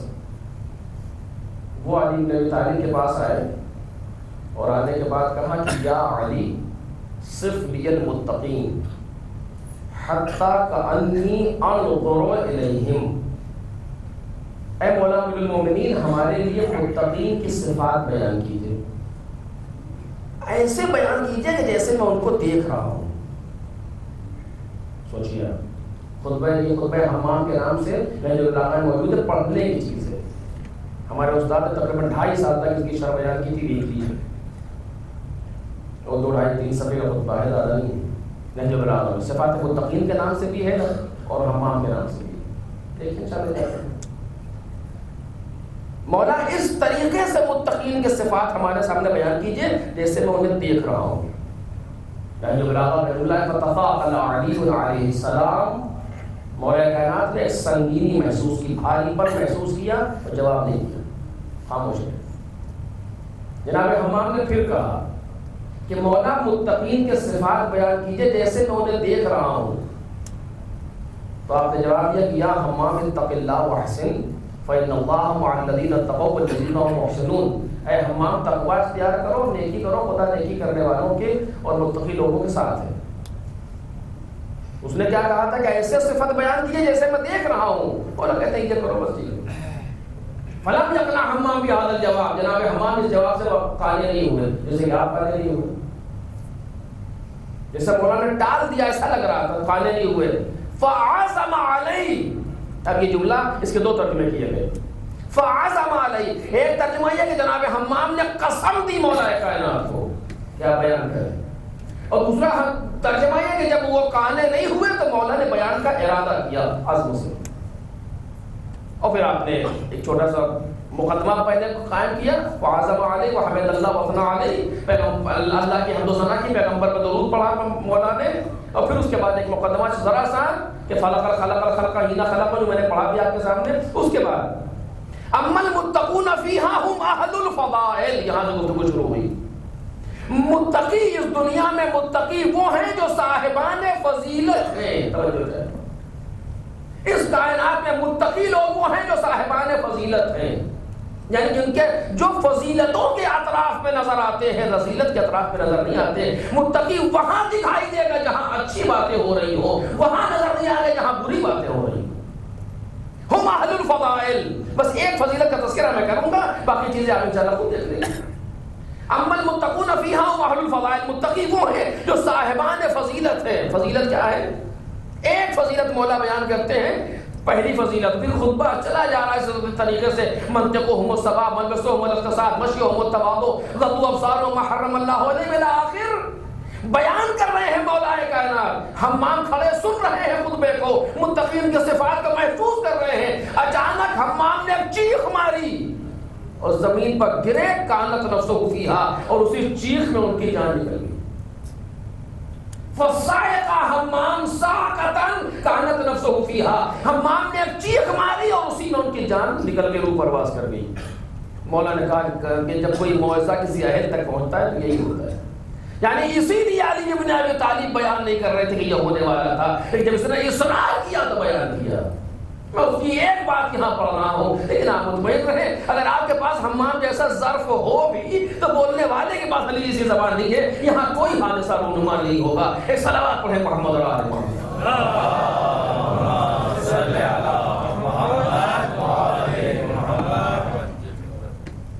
متقی وہ ہیں جو صاحبان فضیلت ہیں کائنات کے اندر. ہم سمجھتے ہیں متقی کے معنی یہ ہے کہ گردن ٹیڑھی کر لے، ہاتھ میں تسبیح لے لے، بس وہ اس سے تھوڑی نا متقی سے مطلب. تقوی کا تعلق اعضاء اور جوارح سے ہے ہی نہیں. جو تسبیح لے لے وہ متقی ہو گیا، مثلا جس کے لب ہل رہے ہوں تو جلدی جلدی ہل گئے متقی، ایسا کچھ نہیں. بعض ایسے علماء ہیں ہمارے، بیان کرنے کا وقت خبر، ایسے علماء جن کے ہاتھ میں کبھی تسبیح نہیں دیکھی گئی، لیکن مقام ان کا اتنا بلند ہے کہ ہم جیسے انسان محسوس نہیں کر سکتے ان کے مقام کو. اور میں تعلیم تو دور کی بات ہے، یہ ہمارے زمانے کے انہوں نے دیکھا ہے، ان کی بات کر رہا ہوں. کبھی لب ہلتے نہیں دیکھے گئے، لیکن مقام وہ ہے کہ عرفاء اس کی تعظیم کرتے ہیں ایسے انسان کی، کہ اس منزل پر ہے وہ انسان. تو میں نے کہ تقوی کا تعلق اعضاء و جوارح سے نہیں ہے، ایک دم چپ بیٹھا ہوا انسان لیکن نہیں معلوم کہاں ہے، بلکہ تقوی کا تعلق دل سے ہے، انسان کے قلب سے ہے، انسان کے روح سے ہے. تقوی کا تعلق آثار ظاہر ہوتے ہیں اعضاء و جوارح پر، لیکن یہ کوئی اس طرح سے نہیں کہ انسان سمجھے اور کچھ کا کچھ. پہلی صفت منطقہم الصواب، مولا کہتے ہیں اما المتقون فیہا ہم اہل الفضائل، متقی وہ ہے اس کائنات میں جو صاحبان فضیلت ہے. پہلی فضیلت علی بن ابی طالب ہے. توجہ دیجیے، تو اگر یہی بات ہمارے سمجھ میں آ جائے کتنے مسائل حل ہو جائیں گے. صرف یہی بات اگر ہم ایک بات مولا کے سمجھ میں آ جائے، آدھے مسئلے دنیا کے حل ہو جائیں ہمارے معاشرے میں. منطقہم الصواب، پہلی صفت متقی کی پہلی صفت مولا کی نظر میں کیا؟ متقی وہ ہے جس کی گفتگو درست ہے. ایک فضیلت منطق یعنی گفتگو صواب سے، یعنی کیا مطلب ہے اس کا؟ جب تیر اپنے نشانے پر لگ جاتا ہے یا گولی اپنے نشانے پر، کہتے ہیں یہ ثابت کر گیا. مولا یہ نہیں کہہ رہا ہے کہ متقی وہ ہے جو سچ بولتا ہے. منطقہم الصدق، صدق نہیں کہا، کیونکہ اگر سچ بولنا کہتے ہیں تو بہت سے گناہ داخل ہو جاتے ہیں، کیونکہ غیبت سچ بولنے ہی کا نام ہے. کسی ساتھ غیبت کر رہے ہیں کہ آپ کیا کہہ رہی ہیں، کہنے میں صحیح کہہ رہا ہوں. صحیح کہہ رہے ہیں تبھی تو غیبت ہے، جھوٹ ہوتا تو تہمت تھی. لیکن مولا نے ایسی لفظ رکھی ہے کہ 30-32 گناہ جو صرف زبان کے ہیں، سارے گناہ خارج ہو گئے اس ایک لفظ سے۔ منطقہم الصواب، متقی وہ ہے جس کی زبان، جس کی گفتگو درست ہے، کوئی ایسی بات زبان پر آتی ہی نہیں متقی کہ یہ پہلی صفت ہے۔ مجھ جیسے لوگ تو یہی سلائے ہو گئے، کیونکہ یہ جو 200 گرام کی جو دہن کے اندر ہے یہ اتنی خطرناک چیز ہے، اگر صحیح چل جائے تو ٹوٹے ہوئے دلوں کو ملاتے، اور اگر غلط چل جائے تو قوموں کو لڑاتے ہیں۔ ایک صلوات پڑھیں محمد اور آل محمد۔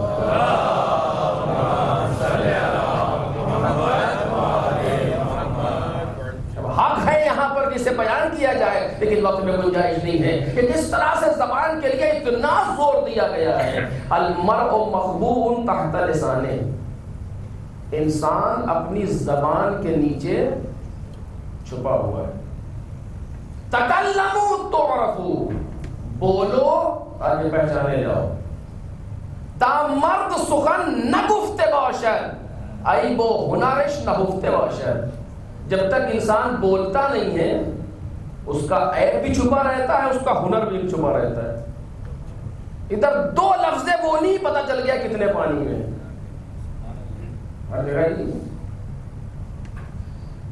درس ہوتا ہے جب صرف ایک یاد رہنے کے لیے، بچوں کے لیے درس ہوتا ہے خارج، تو طریقہ یہ ہے کہ استاد درس کہتا ہے اور یہ جو لوگ بیٹھ کے سنتے رہتے ہیں وہ کبھی کبھی اعتراض کرتے ہیں، ایسے کرتے ہیں کہ ہمیں کوئی اعتراض نہیں ہوا جی فرمائیے، تو انہوں نے اعتراض کیا، استاد نے جواب دیا، پھر اعتراض کیا، پھر جواب دیا۔ یہ ہوتا ہے، یہ جو میں واقعہ سنا رہا ہوں یہ اپنے ماحول سے ہٹ کے دوسرے ماحول کا حصہ وضاحت نہیں کر سکتا، اگر آپ چاہیں تو بات بتا دیں۔ استاد اپنا درس کہہ رہے تھے، جو بھی تھے، بحث ایک صاحب تعلیم ہوتا جو پیچھے بیٹھتا تھا، کچھ بولتا نہیں تھا، خالی سنا کرتا تھا۔ استاد کچھ دن میں اس سے روب میں آنے لگے، یہ بڑا سمجھدار لڑکا ہے، ساری باتوں کو سمجھ لیتا، کچھ کہتا ہی نہیں کبھی، جس دن یہ بول دیا تو مصیبت ہے، پتہ نہیں کیا کہتے، کتنا پڑھا لکھا، کتنا سمجھدار، جینیس۔ ایک دن درس ہو رہا تھا کہ روزہ افطار کب کرنا چاہیے، بحث یہ تھی جب سورج ڈوب جائے، ڈوبنے کا یقین پیدا ہو جائے اور وہ جو سورج ہے وہ غائب ہو جائے، پھر پہاڑ بھی علاقے بحثیں جو ہوتی ہیں، اس نے بھی انگلی اٹھا دی، یہ سوال تھا اس کے لیے۔ اس کا ہم نے جی فرمائیے فرمائیے، کہنے کا اگر نہ ڈوبے تو کہنے بس ٹھیک ہے تشریف رکھیں، ایک صلوات پڑھیں محمد راج۔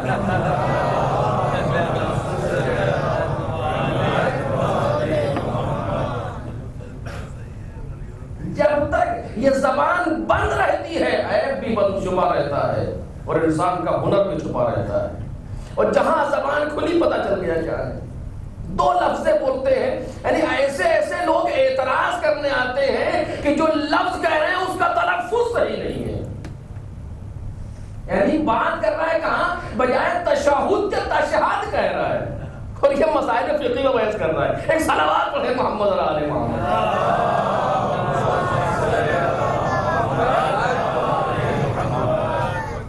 جو تلفظ تک صحیح سے نہ کر سکتے ہو وہ فقہی مسئلہ سمجھائیں گے انسان کے سامنے آ کر کے، یعنی اتنا پتہ نہ ہو کہ صحیح تلفظ ہے۔ بالآخر میں عرض کر رہا تھا کہ پہلی چیز جو مولانا تقویٰ کے لیے بیان کی کیا ہے، منطقہم الصواب، کہ انسان متقی وہ ہے جس کی گفتگو درست ہے، یہ سوچ کے بولتا ہے کون کہہ رہا ہے، کس کے لیے کہہ رہا ہے، کیا کہہ رہا ہے۔ آج کل ابھی تک ہم سنا کرتے تھے، یہ بہت سی باتیں کہنے کے لیے وقت تمام ہو رہا ہے، ابھی تک سنا کرتے تھے چھوٹا منہ بڑی بات، اب زمانہ آخر الزمان ہے، پلٹ گیا، بڑا منہ چھوٹی بات۔ 60 سال 70 سال 80 برس کے لوگ ہیں، اتنی چھوٹی بات کہتے ہیں، سن کے انسان کیا کہے یہی نہیں سمجھ میں آتا۔ ایک صلوات پڑھے محمد اور آل محمد۔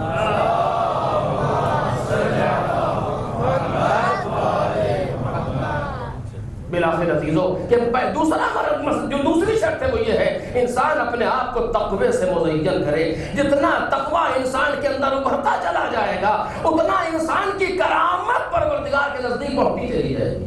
اس آخر کلام میں کہہ رہا ہوں، کیا کہا پروردگار عالم قرآن مجید میں، اِنَّا أَكْرَمَكُمْ، سب کو یاد ہوگی شاید یہ آیت، اِنَّا أَكْرَمَكُمْ عِنْدَ اللَّهِ أَتْقَاكُمْ، سب سے زیادہ صاحب کرامت تمہارے اندر وہی ہے جو سب سے زیادہ متقی ہے۔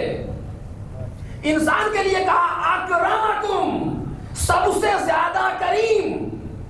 توجہ کیجئے، اِنَّا أَكْرَمَكُمْ عِنْدَ اللَّهِ أَتْقَاكُمْ، سب سے زیادہ کریم تمہارے نزدیک وہ ہے جو سب سے زیادہ متقی ہے۔ قرآن مجید کی پہلی آیت، اقرأ بسم ربک الذی خلق خلق الانسان من علق اقرأ وربک الاکرم۔ قرآن کی پہلی وحی میں کرامت کا درس دیا گیا۔ قرآن کی آخری آیت کون سی ہے؟ توجہ کریں، قرآن کی آخری آیت کون سی ہے؟ وَاتَّقُوا يَوْمًا تُرْجَعُونَ فِيهِ إِلَى اللَّهِ، تقوی اختیار کرو اس دن کے لیے جس دن تم خدا کے پاس جا رہے ہو۔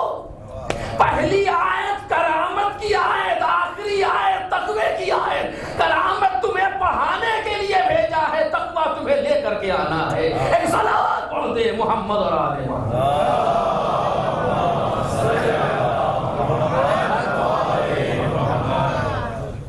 اور کیا عجیب بات ہے، میں اس کا تو ترجمہ کرتے بھی انسانوں کو الجھن کو گھبراہٹ سے لگتی، ڈر سا لگتا ہے۔ پروردگار عالم نے لہجہ کیا اپنایا ہے؟ اقرأ وربک الاکرم۔ توجہ میرے عزیزو، اقرأ وربک الاکرم، اور تمہارا پروردگار جو اکرم ہے۔ انسان کے لیے کیا کہا؟ اِنَّا أَكْرَمَكُمْ، جو لفظ اپنے لیے استعمال کیا وہی لفظ انسان کے لیے استعمال کیا۔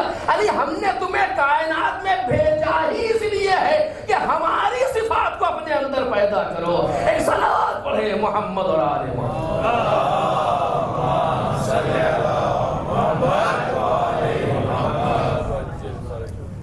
بس آخری بات، بس گفتگو تمام ہوگی، میں نے اپنی بات کو مکمل کر دی۔ ایک واقعہ ضرور سنا دوں، جو ایک واقعہ کہہ چکا ہوں، لہذا بار بار ذہن پر کلک ہو رہی وہ چیز۔ درس کا واقعہ آیا تھا، انسان کس منزل کمال پر پہنچتا ہے۔ توجہ کیجیے، جناب شیخ اعظم انصاری، تقریباً سب نے ان کا نام سنا ہوگا، شیخ مرتضیٰ انصاری۔ آج ان کی لکھی ہوئی کتابیں فقہ میں اتھارٹی ہیں، اصول اور فقہ میں۔ جس کی سمجھ میں شیخ کی کتابیں آ جائیں، اس انسان میں مجتہد ہونے کی صلاحیت ہے۔ رسائل و مقاصد جو شیخ نے لکھی ہے، جو کتابیں اتھارٹی بنتی اس میں تو کتابیں شیخ کی ہیں، شیخ اعظم انصاری۔ رسائل اصول میں ہے، مقاصد فقہ میں ہے، مثلا علم اصول اور علم فقہ میں کتاب شیخ کی۔ شیخ کی ایک آنکھ غالباً نہیں تھی، اور ایک آنکھ میں 1/3 روشنی تھی، اور اس سے یہ کیفیت ہے ان کی، توجہ کی تقوی پر گفتگو کر رہا ہوں۔ اس منزل پر انسان پہنچتا ہے، کرامت کی صفات پروردگار کو اپنے اندر پیدا کرتا ہے۔ صبغۃ اللہ ومن احسن من اللہ صبغہ، رنگ خدا میں اپنے آپ کو رنگنا ہے۔ یہاں سے کاشکار گفتگو اور ہوتی، کیا عرض کرتا ہے، لیکن بات آخری ہے۔ اپنے اندر صفات پروردگار کو پیدا کرنا کیسے پیدا؟ اپنی دو چیزوں سے، دنیا سے اپنے آپ کو دور کرو، تقوی سے اپنے آپ کو راستہ کرو، خود بخود لائف کلیئر ہوتی چلی جائے گی۔ شیخ اعظم انصاری درس کہتے تھے، نہیں اور درس اصول یا پھر کوئی بھی کلاس میں طالب علم سارے ان کے ہوتے تھے، لوگ اعتراض کرتے ہیں، جواب دیا جاتا ہے، یہ ہوتا ہے درس خارج کا طریقہ، یہی ہوتا ہے۔ ایک طالب علم پیچھے بیٹھتا تھا، ہمیشہ بالکل کچھ نہیں بولتا تھا، وہ چونکہ اسی سے ملتا ہوا واقعہ لہذا درس کر رہا ہوں، پیچھے بیٹھتا کچھ نہیں بولتا تھا، چپ بالکل۔ ایک دن آگے آ کر کے بیٹھ گیا کلاس میں، تو اسٹوڈنٹ لائف تو آپ جانتے ہی ہر جگہ کی طرح ہوتی ہے، تقریباً تھوڑا بہت فرق کے ساتھ لوگ اشارہ کر رہے ہیں کہ آج کچھ مشکل پیدا ہوئی۔ تو روزانہ پیچھے بیٹھتے تھے، بالکل آگے کے اوپر سامنے بیٹھ کے شیخ کیا ہوا، مسکرا رہے نا بچے آپس میں۔ شیخ نے درس شروع کیا، انہوں نے انگلی اٹھائی ایسے، اب سارا مجمع جو بچے دیکھ رہے ہیں کہ آج کوئی اعتراض کرنا ہے، اعتراض کیا اور اچھا اعتراض شیخ پر۔ شیخ اعظم انصاری نے اس سے اچھا انہیں جواب دیا، پھر اعتراض کیا، کچھ دیر کے بعد پھر اعتراض، کئی اعتراض کیا انہوں نے پورے درس میں اس طالب علم نے۔ خیر اپنا شیخ جواب دیتے ہیں، چونکہ شیخ بھی اعظم معمولی شخصیت نہیں ہے۔ جب درس ختم ہو گیا اور شیخ ممبر سے اتر کے جانے لگے تو طالب علم کھڑا ہوا تھا، چپکے سے اس کے کان میں کہا، کہنے لگے جس نے کل رات تمہارے کان میں بسم اللہ پڑھی ہے اس نے دونوں کان میں والضالین تک پڑھا ہے، اعتراض کم کیا کرو. ایک صلوات پڑھے محمد علیہ.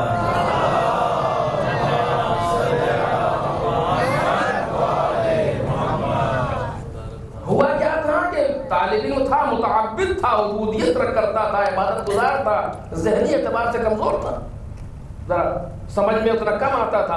مولا کائنات سے توسل کیا، خواب میں علی بن ابی طالب نے کان میں صرف بسم اللہ الرحمن الرحیم پڑھ دیا. اس بسم اللہ الرحمن الرحیم پڑھنے کی وجہ سے اتنا علم آ گیا کہ شیخ پر اعتراض کر رہا تھا. اور اب کمال یہ ہے کہ پڑھا اس کے خواب میں تھا، پتہ شیخ انصاری کو تھا. ایک صلوات پڑھے محمد علیہ محمد.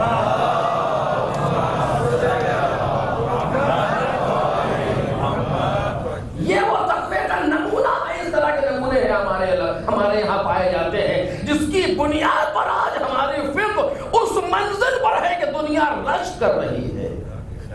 اور آج جتنا زیادہ ہمارے خلاف یا مراجع کے خلاف جو پروپیگنڈا، اس کی وجہ معلوم ہے کیا آپ کو؟ دیکھیے بہت سی چیزیں ایسی ہوتی ہیں جس کی بغض کی بنیاد حسد پر ہوتی ہے.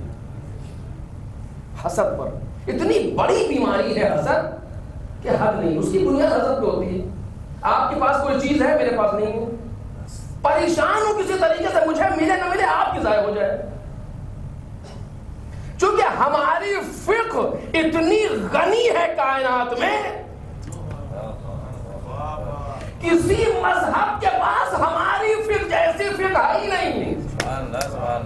کسی کے پاس اتنا بڑا خزانہ ہے ہی نہیں جو دنیا کو جواب دے سکے. آج جتنا دنیا آگے بڑھ رہی ہے اتنا دوسرے علماء پریشان ہو رہے ہیں جواب دینے میں. ایک مسئلے کے حل کے لیے کمیٹیاں بیٹھتی ہیں اور پھر بھی حل نہیں ہو پاتا. یعنی آخر تک یہ طے نہیں کر پاتے کہ مرنے والا شہید ہے یا مارنے والا شہید ہے. ایک صلوات پڑھے محمد اور آل محمد.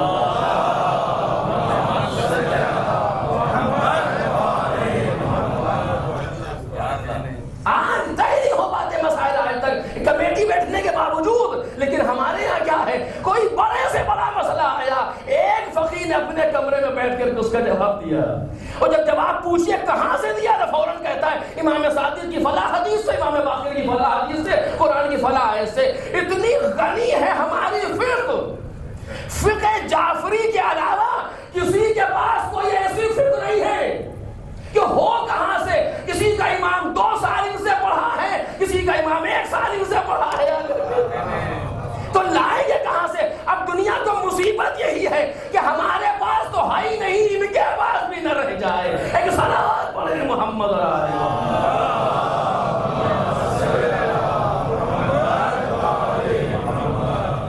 یہ سارا ہنگامہ اس لیے ہے کہ ان کو بھی، لیکن کہاں جہاں پروردگار عالم خود حفاظت کرنے والا ہو وہاں کچھ نہیں ہو رہتا. بلاخر اور بھی کچھ کہنا چاہ رہا تھا شیخ اعظم کے لیے، لیکن وقت تمام ہو گیا، بات ختم کر رہا ہوں کہ پہلی چیز اگر کرامت سے اپنے آپ کو وابستہ کرنا ہے، آراستہ کرنا ہے، تو دنیا سے اپنے آپ کو دور کرنا ہو. فرق نہیں ہے وہ میں ہوں یا آپ. اور اگر ہمیں کرامت تک جانا ہے تو اپنے آپ کو متقی اور تقوی کے زینے سے لباس سے آراستہ کرنا ہوگا تاکہ اس منزل پر آ جائیں جس کا درس پروردگار عالم نے پہلی وحی میں دیا تھا کہ ہم کریم بن جائیں، نفس انسان کا بلند ہو جائے، ان چھوٹی چھوٹی چیزوں سے اوپر آ جائے. اور جب ان چھوٹی چھوٹی چیزوں سے اوپر آتا ہے تو ذرا ذرا سی بات پر الجھتا نہیں ہے، بڑے مسائل کو نظر میں رکھتا ہے. جیسے کہ ہم نے خود دیکھا ہے کربلا سے آخر تک کے راستے میں کیسے کیسے لوگ آئے ہیں. امام حسن کا واقعہ، ایک شخص آیا کہ آپ کو جیسی کون کا حسن ابن علی، اس نے بری بری باتیں کہنا شروع کی. امام حسن کو بھی مولا کہنا کھڑے سنتے رہے. اس نے کوئی ریئیکشن نہیں دیکھا ہے، تو تھک گیا. کچھ دیر کے بعد چپ ہوا. جب چپ ہوا تو آپ کہتے ہیں لوگوں نے پڑھنا چاہ رہے کہ امام کہنے ہو جاؤ.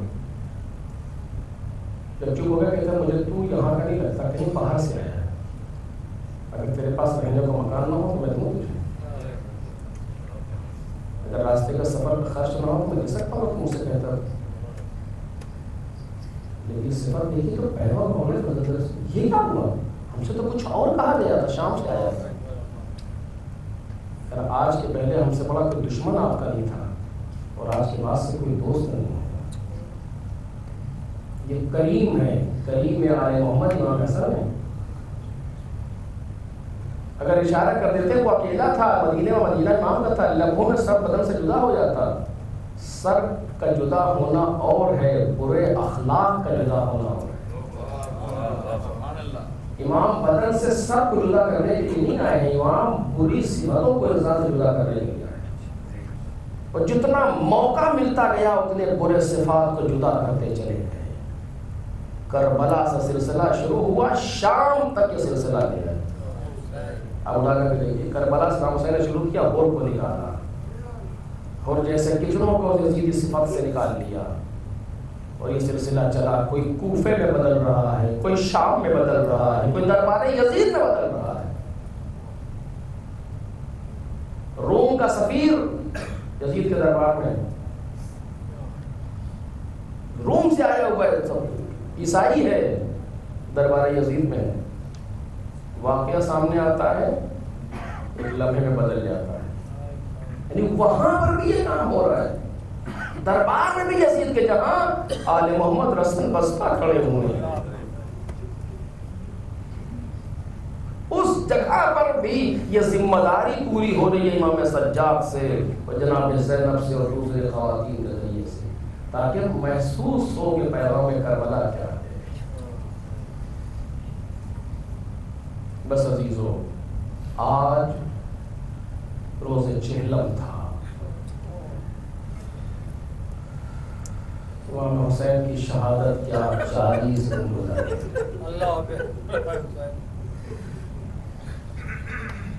صبح سے آپ نے مجلسیں لکھی، جلوس بھی کیے، سینہ زنی بھی کی. کسی نے خوش نصیب تھے وہ لوگ جو آج سرزمین کربلا موجود تھے. ایک جم غفیر چاروں طرف سے ٹوٹا ہوا. جب فوٹو دیکھتے ہیں کربلا کا تو جب دل روتا ہے.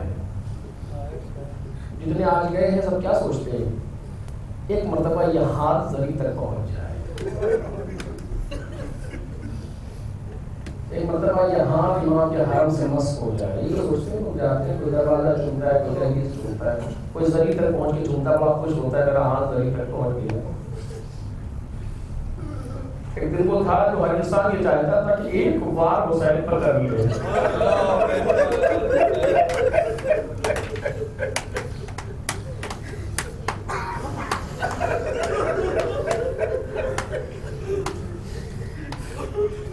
آج ہم اور آپ دیکھ رہے ہیں مجمع ٹوٹا پڑا ہے زری پر چومنے کے لیے.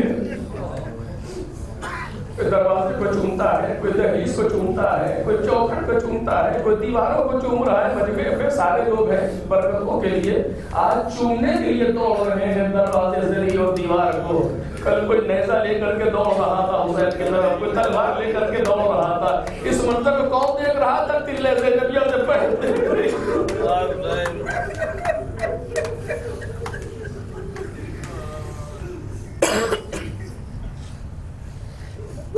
عجیب سما تھا وہ، تصور نہیں کر سکتے ہم اور آپ کہ جس منظر کو جناب زینب نے دیکھا ہے اپنی آنکھوں سے کہ چاروں طرف سے لوگ ٹوٹے پڑے ہیں حسین ابن علی پر، اور راکب دوش رسول سجدے کی حالت میں سر جو سر کو زمین پر رکھے ہوئے آواز دے رہے لا الہ الا اللہ لا معبود سواک یا غیاث المستغیثین. ہاں عزیزو، یہ لٹا ہوا قافلہ کوفے کے بازار، شام کے دربار و بازار سے گزرتا ہوا زندان تک آ گیا. وہ زندان جہاں رات کی اوس ہے، دن کی دھوپ ہے، بیویاں کتنے دن تک اسیر رہی پتہ نہیں، چونکہ طے نہیں ہو پاتا کہ یہ پہلا اربعین ہے یا دوسرا اربعین ہے. جس دن اہل حرم کربلا واپس پہنچنے ملا کہ جو بھی ہو، ایک دن آیا امام سجاد کو یزید نے بلایا کہ ہم نے تمہیں آزاد کر دیا. یزید نے ترس کھا کے آزاد نہیں کیا میں نے کہا آپ کے سامنے، بلکہ سید سجاد نے، جناب زینب و کلثوم کی تقاریر نے مجبوری بنا دیا ہے یزید کی آزاد کریں. شام کا ماحول ایسا کر دیا ان لوگوں نے کہ زندان میں رکھنا مشکل ہو رہا ہے یزید کو، بغاوت کے خوف میں آ گیا۔ ایسا نہ ہو کہ لوگ بغاوت کر بیٹھے، ان کو رکھ کر کے ان کو آزاد کرو، جلدی یہاں سے مدینہ بھیجو تاکہ یہاں لڑائی تظاہر کرتا ہے۔ حسین کو قتل کرنے میں ابن زیاد نے جلدی کر دی، لعنت بھیجتا ہے ابن زیاد پر یزید۔ تو حتیٰ کہ جب کہا گیا ایک مکان خالی کرا دیا جائے تاکہ ہم اپنے بھائی کا ماتم، انہوں نے فوراً یہ کام کر دیا تاکہ اپنے لیے سیاسی مجبوری سمجھ رہا تھا۔ اللہ نے جناب زینب کی فراست کہ قاتل کے مکان میں زینب نے مقتول کا ماتم کر دیا۔ اتنا انقلاب پیدا کیا جناب زینب کی تقریروں نے کہ میں نے عرض کیا تھا کل وہ بیویاں تو کل تک تالیاں بجا رہی تھی زینب کو دیکھ کر کے مذاق اڑا رہی تھی، آج سیاہ لباس پہ شہزادی کو پرسہ دے دیا۔ قافلہ رہا ہوا، یہ قافلہ چلا، جناب زینب سکینہ کو چھوڑ کر کے چلی گئی۔ جا رہا ہے یہ قافلہ، دو راہی پر پہنچا، دو راہے پر ایک راستہ مدینے کی طرف جاتا ہے، ایک راستہ کربلا کی طرف جاتا ہے۔ کہ سید سجاد آپ نعمان بن بشیر سے کہو ہمیں ادھر سے لے چلے جدھر کربلا پڑتی ہے، اس طرف سے قافلے کو لے جایا گیا جہاں کربلا پڑے، چونکہ امام سجاد کے سر کے ساتھ شہداء کے سر میں سر کو لیے ہوئے امام شام سے آ رہے ہیں کربلا میں دفن کرنے کے لیے۔ مختلف روایتیں ہیں کہ سر کہاں دفن ہوا، قاہرہ میں دفن ہے، شام میں دفن ہے، یا نجف میں دفن ہے، یا کربلا میں۔ زیادہ تر علماء کا اسی پر عمل ہے کہ کربلا میں دفن کیا امام سجاد نے اپنے ساتھ ملا کر کے۔ قافلہ لے کر کے آ رہے ہیں سید سجاد ادھر، قبر حسین کا پہلا زائر رسول خدا کا صحابی جابر بن عبداللہ الانصاری اپنے شاگرد عطیہ کوفی کے ساتھ کربلا پہنچے، جا کر کے فرات میں غسل کیا، غسل کر کے چلے ہیں زیارت کے لیے۔ عطیہ میرا ہاتھ قبر تک پہنچا دے، چونکہ خود نابینا ہے اس لیے کربلا میں شرکت نہیں کر سکے۔ جہاد میں 75 سال سے زیادہ کی عمر ہو رہی ہے اور نابینا ہے جناب جابر۔ عطیہ لے کر کے آئے، قبر کے قریب پہنچ رہے ہیں جناب جابر، ذکر خدا کرتے ہوئے آہستہ آہستہ قبر تک آئے۔ عطیہ نے ہاتھ کو رکھا کہ یہ ہے قبر امام حسین۔ جیسے ہی قبر پر ہاتھ رکھا چیخ ماری، بے ہوش ہو گئے۔ قبر حسین کا پہلا زائر ہے جس نے روایت کو نقل کیا، ثواب کو نقل کیا زیارت قبر حسین کے۔ جناب عطیہ نے پانی کے چھینٹے دیے، جابر ہوش میں آئے، 3 مرتبہ کہا یا حسین یا حسین یا حسین۔ رو رہے ہیں، گریا کر رہے ہیں، عطیہ بھی رو رہا ہے، جابر بھی رو رہے ہیں۔ مسائل کا بیان ہے جو اپنے زمانے میں رسول کے زمانے میں دیکھا تھا، کبھی دوش پر بیٹھا ہوا دیکھا، کبھی زبان چوستے ہوئے دیکھا، ایک چیز یاد آ رہی ہے، بتا بھی رہے ہیں، گریا بھی کر رہے ہیں۔ بس آخری منزل عزیزو، جناب جابر کا غلام کہتا ہے کہ شام کی طرف سے کچھ سیاہی نظر آ رہی ہے، کہ جا کر کے دیکھو کون ہے، اگر سید سجاد آ رہے ہوں گے تو میں تجھے آزاد کر دوں گا۔ غلام گھوڑا دوڑاتا ہوا گیا، واپس آیا، کہا جا جابر امام سجاد قافلہ لیے ہوئے آ رہے۔ تاریخ کہتی جیسے ہی جناب جابر نے سنا سروپا برہنا امام سجاد کی طرف چلے، جابر بھی ہے، عطیہ بھی ہے، غلام بھی ہے، نانا کے جد کے صحابی کو آتے ہوئے دیکھ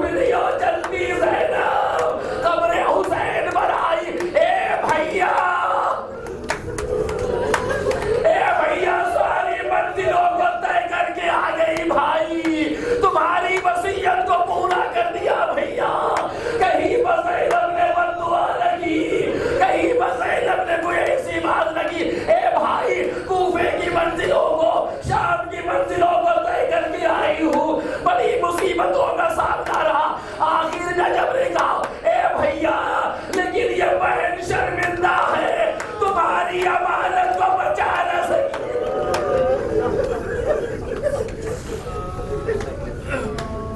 اے بھیا تمہاری امانت کو بچا نہ سکی، اہل لوگ اطراف کے جمع ہوئے، بنی اسد کی عورتیں جمع ہوئی، کربلا میں کوہرام ہے، وہاں حسینہ، وہاں غربتہ کے نعرے ہیں، 3 دن تک اہل حرم ماتم کرتے رہے کربلا میں، بس آخری فکر مجلس تمام ہو گئی، 3 دن تک ماتم ہوتا رہا۔ اس کے بعد امام سجاد نے مصلحت یہی دیکھی کہ اب کربلا سے چلا جائے، اس لیے کہ بیویوں کو نہ کھانے کا ہوش ہے نہ پانی کا ہوش ہے، سوائے گریہ و بکا کے کوئی اور دوسرا کام نہیں ہے۔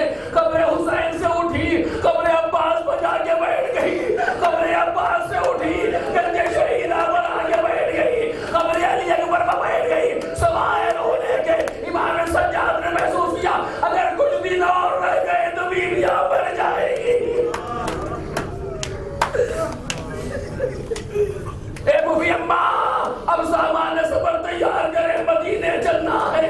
امام سجاد نے فرمایا، بیویوں نے آوازگی شروع کی، محملیں بٹھائی گئی، آخری جملہ کہہ رہا ہوں، محملیں بٹھائی گئی، کربلا سے جانے کے لیے بڑا سخت مرحلہ ہے، 3-4 رخصتیں ہیں جو بہت سخت ہیں۔ پہلی رخصت جب حسین اور حسین کا قافلہ مدینے سے رخصت ہوا، کبھی ماں کی قبر پر آتے ہیں، کبھی بھائی کی قبر پر جاتے ہیں، کبھی نانا کی قبر پر آتے ہیں، عجیب صدا ہے مدینے کے اندر۔ دوسری رخصت وہ ہے جب حسین ابن علی اہل حرم سے رخصت ہوئے، یہ منظر بھی اتنا سخت تھا کہ نہ پوچھو عزیزو، باہر نکلنا چاہتے بچے پیروں میں لپٹ جاتے۔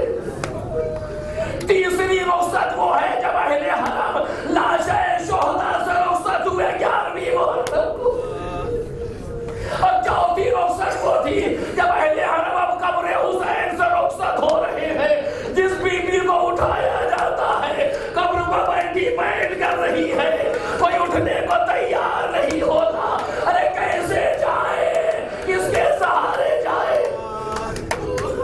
ساری بیویاں بیٹھ گئی، بٹھا دیا گیا ایک کر کے، آخر میں دیکھا ایک بیوی قبر حسین کے پائے بیٹھی ہے۔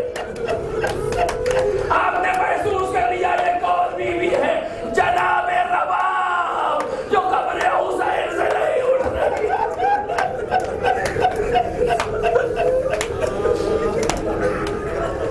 بعض روایتوں نے یہاں تک لکھا کہ 1 سال تک رباب قبر حسین میں بیٹھی رہی، کبھی رباب سائے میں نہ گئی، دھوپ میں قبر میں بیٹھی رویا کرتی ہے، لیکن کہتا بی بی سائے میں چلے، ارے کیسے سائے میں جاؤں، میں نے لاش حسین کو دھوپ میں دیکھا ہے، میرا شوہر دھوپ میں قتل ہوا۔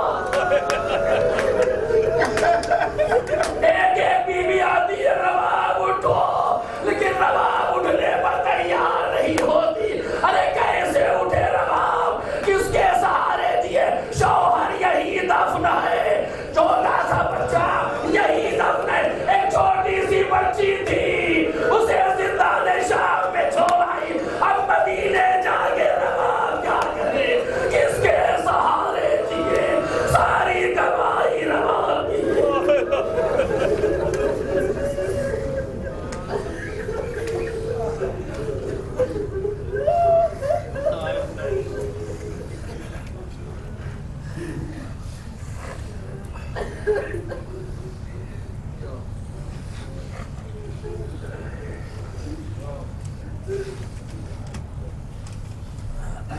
سيعلم الذين ظلموا أي منقلب ينقلبون ألا لعنة الله على القوم الظالمين إنا لله وإنا إليه راجعون إلهي رضا بقضائك وتسليما لأمرك لا معبود سواك يا غياث المستضيفين يا راحم المساكين يا أرحم الراحمين إلهي بحق الزهراء وأبيها وبعضها وبنيها والسر المستودع فيها پروردگارہ امام زمانہ کے ظہور میں تعجیل فرما، پروردگارہ ہم سب کو سبب عزت قرار فرما۔